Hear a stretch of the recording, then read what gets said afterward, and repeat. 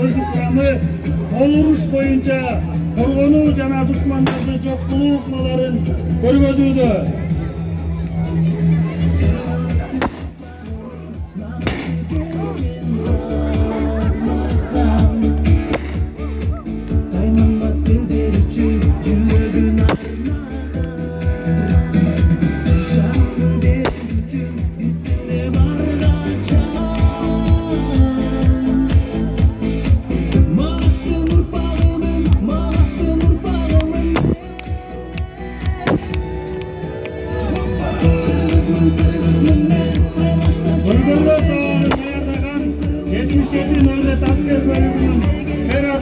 Birinci тобунун командири улук лейтенант Казаков Кашанцов Өмүрзакович.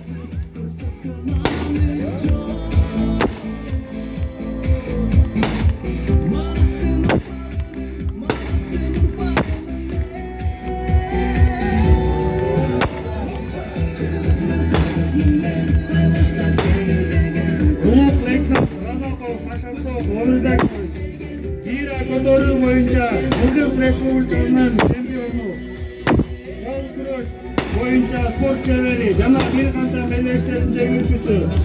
Аскер бөлүктө 2020-жылдан бери кызмат өтүп, көптөгөн ийгиликтерди багындырып келүүдө.